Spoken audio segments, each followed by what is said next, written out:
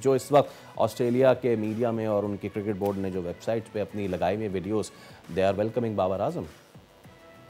देखिए, जिस किस्म की कंडीशंस हैं वो बाबर को सूट करती हैं। फिर सिडनी का जो विकेट है वो काफी हद तक पाकिस्तान जैसा है, बट मसला सारा ये है कि ऑस्ट्रेलिया में बड़ी तेज क्रिकेट खेली जाती है, तो उस पे वो किस तरह से उसको मैनेज करेंगे। जो स्ट्राइक रेट के हवाले से जो उन पे तनकीद होती है उसको किस तरह से वो देखेंगे, क्योंकि वहाँ जो है वो बहुत ज्यादा इन चीजों पर देखा जाता है। नो डाउट बाबर की बहुत ज्यादा पजीराई हो रही है ऑस्ट्रेलिया में भी, और बिग बैश में भी इंतजार हो रहा है कि बाबर आके खेलेंगे और दुनिया क्रिकेट के बहुत बड़े स्टार हैं।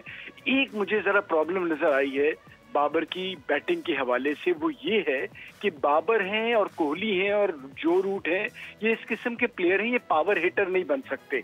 जो मैंने कुछ किस्म के जो स्किल वर्क पे काम हो रहा था नेशनल क्रिकेट एकेडमी में, और जब उनसे पावर हिटिंग कराई जा रही थी, तो मुझे थोड़ा सा खौफ सतारी हो गया कि ये एक प्लेयर से किस चीज पे काम हो रहा है जो उसका काम नहीं है। तो वो गलती की तरफ बाबर ना चले जाएं, मेरी यही ख्वाहिश है। खुद समझदार है, इतनी क्रिकेट खेली हुई है। साथ साथ ये है कि हर बड़े प्लेयर ने, जिमी एंडरसन, जो रूट, इन सब ने एक वक्त पे आके डिसाइड किया कि हम T20 क्रिकेट को कम करके रेड बॉल क्रिकेट पे फोकस बढ़ाएंगे और वनडे क्रिकेट पे।